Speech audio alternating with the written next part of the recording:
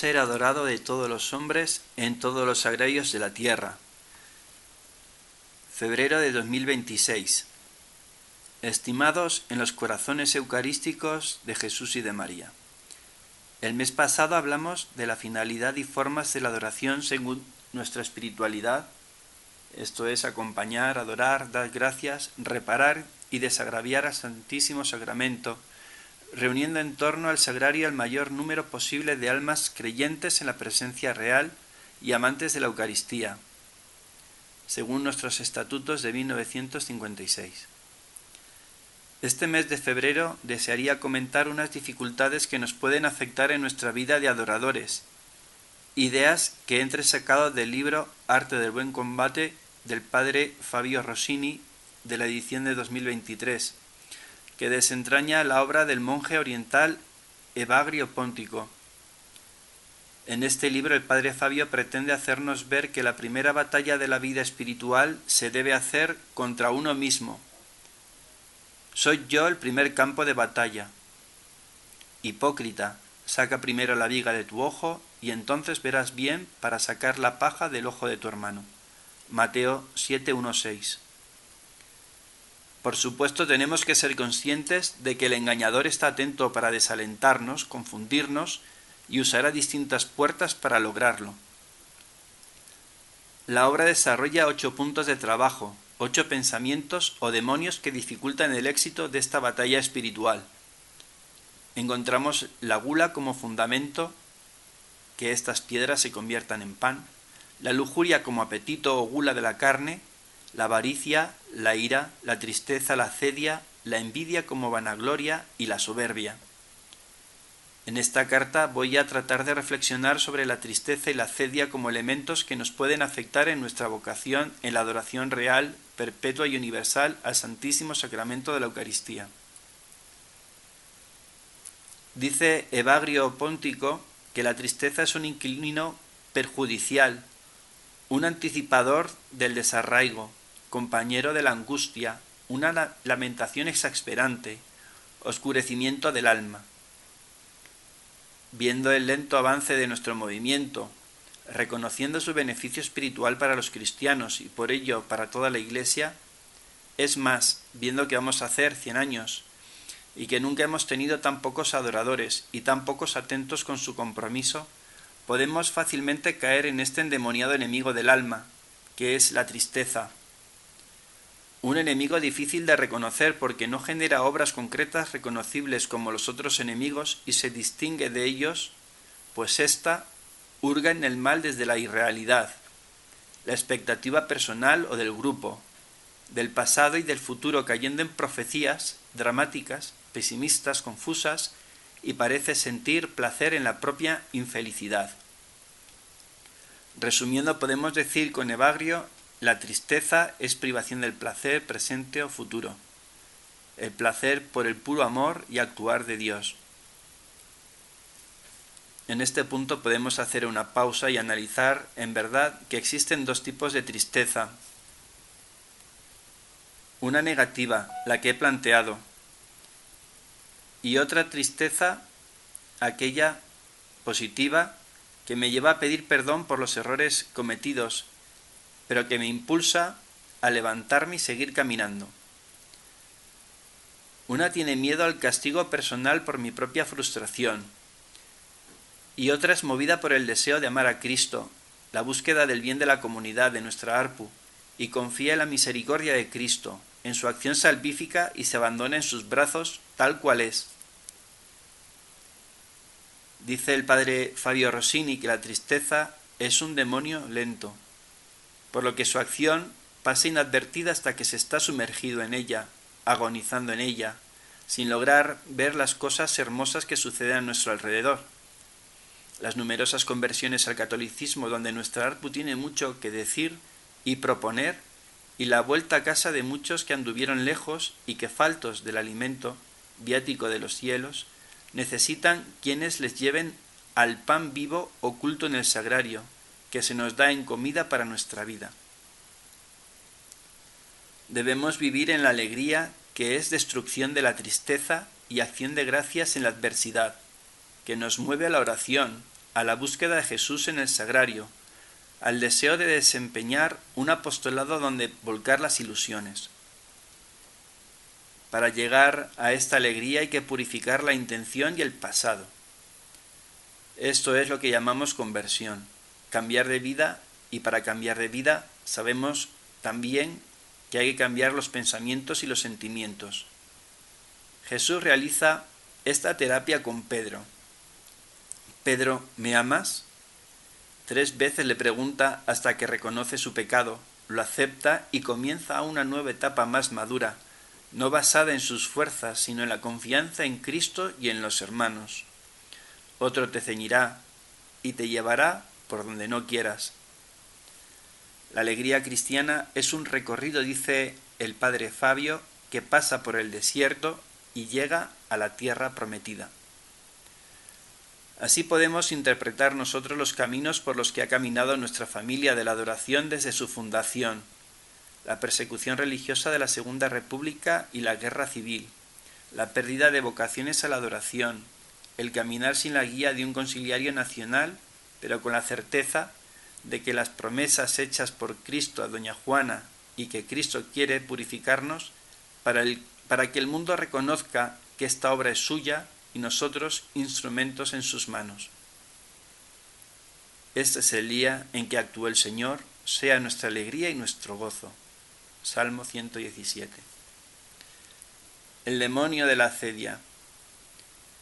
Esta es una amiga etérea, un paseo, odio de la laboriosidad, retraso en la oración, relajamiento en la ascesis, un dormir cuando no es el momento, un sueño que invade, enemigo de la celda, del recogimiento.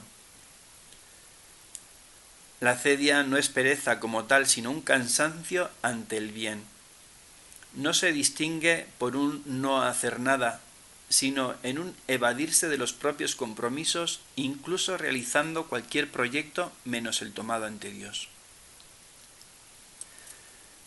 El libro Arte del Buen Combate que os comento llama a la acedia enemigo de la celda, porque nos aparta de aquello que nos produce recogimiento y hace crecer la vida interior.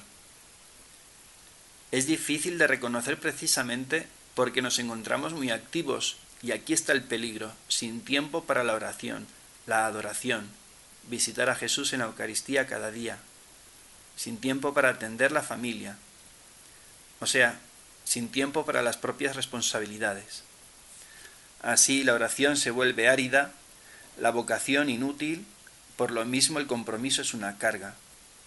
Lo que nos enamoró en un principio ahora es irritable y angustioso. La cuestión es que no quita las fuerzas, sino peor, quita el sentido del combate. Otra manifestación de la acedia es una tristeza, no por el mal cometido y las propias omisiones, sino por el bien que exige la perseverancia, y más cuando es fácil evadirse, al ser la adoración y el celo eucarístico un compromiso personal con Cristo, un bien de justicia, y que no se nos impone en una regla comunitaria, sino en la conciencia iluminada por el Espíritu. Por eso, el acedioso huye, cambia constantemente y abandona repentinamente, busca distracciones apostólicas, espirituales, pastorales, para no comprometerse. La acedia también la sentimos los estudiantes y nos puede servir su ejemplo para verlo más claro. Ante la exigencia del estudio, planteo la necesidad de hacer más deporte, de comprometerme más en el grupo de la parroquia, etc., y falta tiempo para coger los libros. La mediocridad de las notas produce tristeza no por reconocer que no se estudió suficiente y dedicar el tiempo a 1000 distracciones que a priori, per se, son buenas y hasta santas, sino por el sacrificio que supone la responsabilidad del propio estudio. Pero nos mentimos y excusamos diciendo que no es tan importante, que ya no soy el mismo de antes, que Dios me ha dejado solo, que hay prioridades más importantes. Así este demonio ataca más a personas buenas que a los tibios o indiferentes. Al menos esto es un pequeño consuelo, porque si lo tenemos, quiere decir que estamos en el buen camino, y de aquí se puede salir, y además con rapidez y mucho éxito. La esperanza es la virtud que ataca con eficacia la acedia. No es necesario un acto heroico, sino hacerlo pequeño, cumplir lo prometido, no huir cuando el gusto desaparece y mantener la esperanza. Rossini propone 3 actitudes clave. Permanecer, no cambiar de lugar, de misión, de compromiso mientras no sea necesario y no se hayan conseguido las metas propuestas. 2. Aceptar y reconocer la sequedad espiritual, entendiendo que la falta de sentimiento no es razón para romper con los compromisos, sino un reto para madurar, para purificar la intención. Y 3. Volver a la palabra. La acedia se alimenta de pensamientos y verbalizar con un confesor o director espiritual esta situación del alma ayuda a asentar los compromisos y salir del sentimentalismo. Para terminar, Rossini considera la Eucaristía clave para salir definitivamente de este letargo. Volver el rostro a Cristo en el sagrario es el auténtico antídoto para la acedia, porque enseña a amar sin sentir, a permanecer sin recompensa inmediata, a confiar cuando todo parece estéril o rutinario. El acedioso huye del sagrario porque no percibe que sea productivo estar sentado o de rodillas un tiempo que podría usar para otras cosas supuestamente mejores. Sin embargo, quien persevera y permanece ante Jesús en la Eucaristía, éste recobra fuerzas, encuentra sentido, es consolado, reconfortado, porque Jesús siempre, siempre da más de lo que recibe. El demonio, entre comillas, no quiere que peques. Es más inteligente. En general, todos tenemos aversión al pecado. Él quiere, para empezar, y no llamar la atención, que estés disperso con 1000 cosas antes que con tus responsabilidades y compromisos. Hoy los católicos nos agobiamos con la cantidad de compromisos adquiridos en 1000 apostolados porque decimos que somos pocos para mucho trabajo y tal vez este pluriempleo impide que otros se comprometan y que nosotros realicemos adecuadamente los compromisos que el Señor sí quiere para nosotros.